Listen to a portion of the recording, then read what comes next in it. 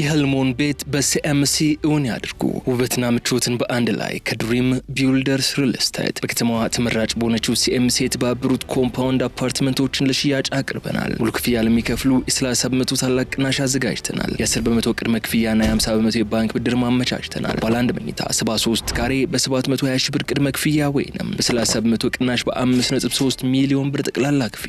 ባለ ሁለት መኝታ በ106 ካሬ በ1 ሚሊዮን ብር ቅድመ ክፍያ ወይም በ30 በመቶ ቅናሽ በ7.7 ሚሊዮን ብር ጠቅላላ ክፍያ። ባለ 3 መኝታ 141 ካሬ በ1.4 ሚሊዮን ብር ቅድመ ክፍያ ወይም 30 በመቶ ቅናሽ በ10.3 ሚሊዮን ብር ጠቅላላ ክፍያ እንካችሁ ብለናል። አፓርትመንቶቻችን ሰፊ የመኪና ማቆሚያ፣ የልጆች መጫወቻ፣ ዘመናዊ የመዋኛ ገንዳና አስተማማኝ የከርሰ ምድር ውሃ እንዲሁም ሌሎች መሰረታዊ ልማቶች ያላቸው በመሆናቸው ተፈላጊ ናቸው። ይፍጠኑ። በ2 ዓመት ተኩል ጊዜ ውስጥ ቁልፍ እናስረክባለን። ዋጋ ሳይጨምር የቤት ባለቤት የመሆን እድሉ አሁን ነው። የቀሩት ጥቂት ቤቶች ብቻ በመሆኑ በ0964 2529 አሁኑን ይደውሉ። ድሪም ቢልደርስ ሪል ስቴት።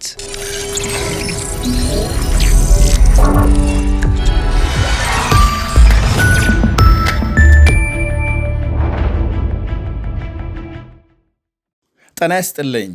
ይህ አዋዜ ነው። የዕለቱን ዋና ዋና ጉዳዮች እንመለከታለን። በላይ በቀለ ነኝ። የአሜሪካ ኢራን ጦርነት ወጪ ከ37 ቢሊዮን ዶላር በላይ ደርሷል። የመከላከያ ሚኒስትሩ ተጨማሪ 87 ቢሊዮን ዶላር ጠይቀዋል። አሜሪካ በኢራን ጦርነት እስካሁን ከ37 ቢሊዮን ዶላር በላይ ማውጣቷ ሲነገር፣ ይህም ባለፈው ግንቦት ከተገመተው ስሌት የ8 ቢሊዮን ዶላር ገደማ ጭማሪ ማሳየቱን የመከላከያ ሚኒስትሩ ፒት ሄግሴት ገልጸዋል።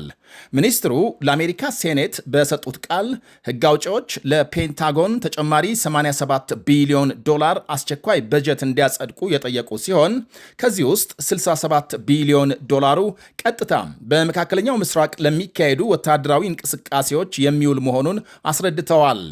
በተቃዋሚዎች ተደጋጋሚ ማቋረጥ የገጠመውና መጨረሻው በከፍተኛ የቃላት እሰጥ አገባ የተጠናቀቀው ይሄ የሴኔት ስብሰባ ባለፈው ሳምንት ከኢራን ጋር ወታደራዊ ግጭት እንደገና ከተቀሰቀሰና የ3 አሜሪካውያን ወታደሮች ሕይወት ማለፉ ከተረጋገጠ በኋላ ሄግሴት በኮንግረሱ የተገኙበት የመጀመሪያም አጋጣሚ ነው።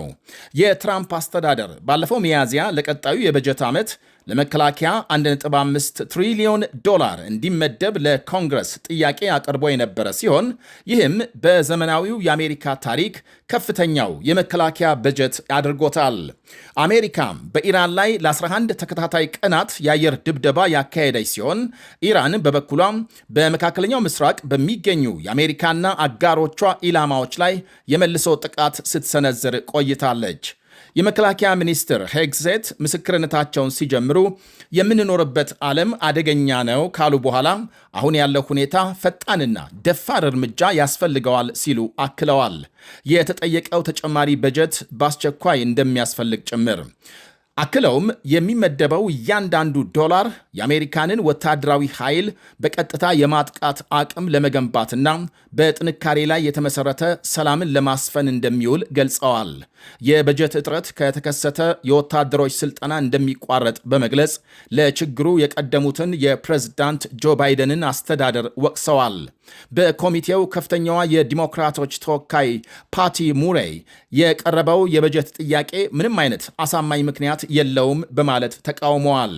የዲሞክራቲክ ሴናተር ዲክ ደርቢንና አስተያየት የሰጡ ሌሎች 3 የዲሞክራቲክና የደህንነት ምንጮች ትክክለኛው የጦርነቱ ወጪ ከተጠቀሰው እጅግ እንደሚበልጥ ያምናሉ። ምክንያቱም ይሄ ስሌት በጦርነቱ የወደሙ የአሜሪካ ወታደራዊ ካምፖችን መልሶ ግንባታ ወጪዎችን አላካተተም። ከዚህ ቀደም በግንቦት 12 የተካሄደው ይፋዊ ግምት የጦርነቱ ወጪ 29 ቢሊዮን ዶላር መድረሱን ጠቁሞ የነበረ ሲሆን ፔንታጎን በጦርነቱ የመጀመሪያ ሳምንት ብቻ 11 ቢሊዮን ዶላር ወጪ ማድረጉን አስታውቆ ነበር። የኒውዮርክ ሴናተር ክሪስቲን ግሊብራንድ ብዙ አሜሪካውያን ቤተሰቦቻቸውን ለማስተዳደር በጨነቃቸው በዚህ ጊዜ አስተዳደሩ ወሰን የሌለው የቦምብ መግዣ ገንዘብ ጠይቋል ሲሉ ኮንነዋል። ሴናተሯም አክለውም ፕሬዝዳንቱ በካቢኔያቸው በኩል ቀደም ሲል አሸንፈነዋል ስላሉት ጦርነት ለምን በ10 ቢሊዮን የሚቆጠር ዶላር እንደገና እንደሚጠይቁ ግልጽ አይደለም ብለዋል። ስብሰባው በሄግሴትና በሚቺጋኑ የዲሞክራቲክ ሴናተር ጌሪ ፒተርሰን መካከል በተደረገ የቃላት ጭቅጭቅ ተጠናቋል። ሴናተር ፒተርስ ሚኒስትሩን የማይረባ ሲሉ የጠሯቸው ሲሆን አስተዳደሩ ሌላ ማብቂያ የሌለው ጦርነት እየፈጠረ ነው ሲሉ ከሰዋል። ሄግሴት በበኩላቸው ሴናተሩን የፖለቲካ ጥላቻ ያደረባቸው ሲሉ ወርፈዋቸዋል። ይህ በእንዲህ እንዳለ አሜሪካ ለተከታታይ ቀናት በኢራን ላይ እየፈጸመች ያለውን ጥቃት ተከትሎ የመካከለኛው ምስራቅ ሀገራትና ሆርሙዝ ሰርጥ የኢራን የአጸፋ ጥቃት ኢላማ ሲሆኑ የነዳጅ ዋጋም ከፍተኛ ጭማሪ ማሳየቱ ተነግሯል። በዛሬው የዓለም የነዳጅ ገበያ ተመን መሠረት የአንድ በርሜል ዋጋ ወደ $94 ደርሷል። ኢራን በአሜሪካ በሚፈጸምባት ጥቃት ምክንያት በመካከለኛው ምስራቅ ሀገራትና በሆርሙዝ ወሽመጥ መመሪያዋን በሚጥሱ መርከቦች ላይ የምትፈጽመውን ጥቃት አጠናክራም ቀጥላለች። ወደ ሌላ ዘገባ ስናልፍ የዩክሬን ድሮኖች በሩሲያ የችርቻሮ ድርጅት ማዕከላት ላይ ጥቃት ማድረሳቸው ተነገረ። በጥቃቱ 15 ሰዎች ቆስለዋል። በደቡብ ምዕራብ ሩሲያ በሚገኙ 2 ከተሞች በተፈጸመው በዚህ ጥቃት ከፍተኛ ጉዳት መድረሱ ተመልክቷል። ዩክሬን በዚህ ድርጅት ተቋማት ላይ ጥቃት ስትፈጽም በሳምንት ውስጥ ለሁለተኛ ጊዜ ሲሆን ባለፈው ሳምንት መጨረሻ በተፈጸሙ ጥቃቶች የ7 ሰዎች ሕይወት ማለፉ ይታወሳል። የዩክሬኑ ፕሬዝዳንት ቭላዲሚር ዜሌንስኪ ዛሬ በሰጡት መግለጫም ሀገራቸው በ2 ግዛቶች የሚገኙ የሎጂስቲክስ ማዕከላት ላይ ጥቃት ማድረሷን አረጋግጠዋል። ፕሬዝዳንቱ አክለውም ማዕከላቱ ለሩሲያ ጦር የድሮን ክፍሎችን፣ የሰሜን አቅጣጫ መጠቆሚያ መሳሪያዎችንና ሌሎች ወታደራዊ ቁሳቁሶችን የሚያቀርቡ ናቸው ብለዋል። ፕሬዝዳንት ዜሌንስኪ እንዳሉት የዩክሬን ኃይሎች በካስፒያን፣ አዞቭና ጥቁር ባህር ውሃዎች ውስጥ በሚገኙ የሩሲያ የነዳጅ ዴፖና 5 የጭነት መርከቦች ላይ ጥቃት ፈጽመዋል። ሩሲያ እንደ ፈረንጆቹ አቆጣጠር በ2022 በዩክሬን ላይ ሙሉ በሙሉ ወረራ ካካሄደች በኋላ የተጣለባትን የነዳጅ ማዕቀብ ለማምለጥ ስውር መርከቦች ስትጠቀም ቆይታለች። ይህ በእንዲህ እንዳለ የዩክሬን ፕሬዝዳንት ቭላዲሚር ዜሌንስኪ የሀገሪቱን የጦር ኃይሎች ዋና አዛዥ አሌክዛንደር ሲርኪስን ከኃላፊነታቸው አንስተዋል። ይሄ ውሳኔ የተሰማው ከፍተኛ ሕዝባዊ ተወዳጅነት የነበራቸውን የመከላከያ ሚኒስትር ሚካኤሎ ፊዶሮቭን ከኃላፊነት መነሳት ተከትሎ በመላው ሀገሪቱ የተቀሰቀሱ የተቃውሞ ሰልፎች ከተካሄዱ ከጥቂት ቀናት በኋላ ነው። የፌዶሮቭ ከኃላፊነት መነሳት ከሲርኪሲ ጋር በነበራቸው አለመግባባት ምክንያት ነው ተብሎ ይናፈስ የነበረው ወሬ በኋላ ላይ እውነትነቱ ተረጋግጧል። ዕድሜያቸው 35 የሆኑት ፌዶሮቭ የመከላከያ ሚኒስቴሩን በማነቃቃት የሀገሪቱን የጦር ኃይል በመለወጥ እንዲሁም የሙስና ዘመቻን በግንባር ቀደምትነት በመምራት በብዙዎች ዘንድ ከፍተኛ ምስጋና ሲቸራቸው ቆይቷል። በአንጻሩ ዕድሜያቸው 60 የሆኑት ሲርስኪ በብዙ ዩክሬናውያን ዘንድ በጦር ኃይሉ ውስጥ መሠረታዊ ለውጦችን ለማድረግ ፈቃደኛ ያልሆኑ የድሮ የሶቪየት ኅብረት አስተሳሰብ አራማጅ ተደርገው ይታያሉ። በመጨረሻም ሴቶች ቶሎ እንባ የሚቀድማቸው ለምንድን ነው? ሴቶች ከወንዶች ይልቅ በቀላሉ የሚያለቅሱ መስለው የሚታዩት በአንድ ምክንያት ብቻ አይደለም ይላል አንድ ጥናት። የባዮሎጂ የሆርሞንና የማኅበራዊ ሁኔታዎች ጥምረት ነው። እንደ ኤስትሮጂን ያሉ ሆርሞኖች ስሜታዊ ምላሽን ሊጨምሩ ይችላሉ። ቴስቶስትሮን ማልቀስን በተወሰነ ደረጃ ሊቀንስ ይችላል። በብዙ ባህሎች ሴቶች ስሜታቸውን በእንባ መግለጽ ይበልጥ ይበረታታሉ እንዲገልጹ፣ ወንዶች ግን አታልቅስ ተብለው ያድጋሉ። ይህም ማልቀስን ሊገድብ ይችላል። አንዳንድ ሰዎች ጭንቀትን፣ ሐዘንን ወይም ደስታን በእንባ፣ ሌሎች ደግሞ በዝምታ፣ በንግግር ወይም በሌላ መንገድ ይገልጻሉ። ይሁን እንጂ ሁሉም ሴቶች ከሁሉም ወንዶች የበለጠ ያለቅሳሉ ማለት ትክክል አይደለም። ከሰው ወደ ሰው ትልቅ ልዩነት አለ። አንዳንድ ወንዶች በጣም ስሜታዊ ሊሆኑ ይችላሉ። አንዳንድ ሴቶች ደግሞ እምብዛም አያለቅሱም። በአማካይ ሴቶች የእንባ እጢዎቻቸው ከወንዶች ትንሽ የተለዩ ስለሚሆኑ እንባ በቀላሉ ሊታይ ይችላል።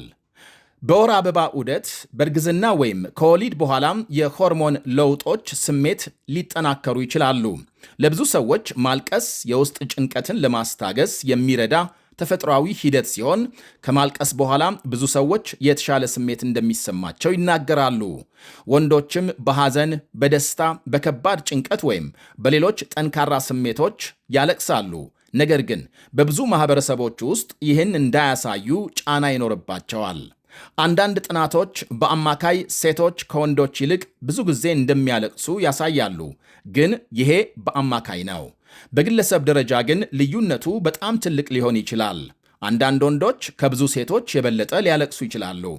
ስለዚህ ልዩነቱ በዋነኛነት ከሆርሞኖች፣ ከአእምሮ ስሜታዊ ሂደቶችና ከማህበራዊ አስተዳደግ የሚመጣ እንጂ ሴቶች ደካሞች ወይም ወንዶች ጠንካሮች ስለሆኑ አይደለም ብሏል ጥናቱ። ይህ አዋዜ ነው።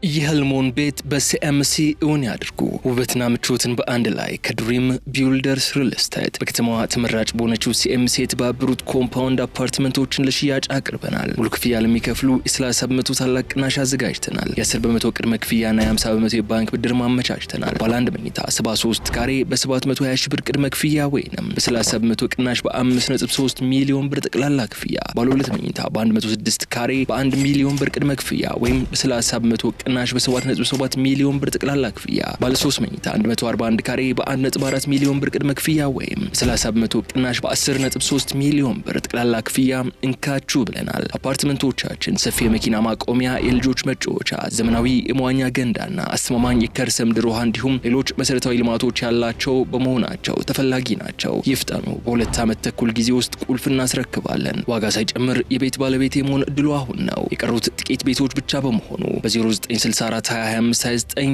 አሁኑን ይደውሉ። ድሪም ቢውልደርስ ሪል ስቴት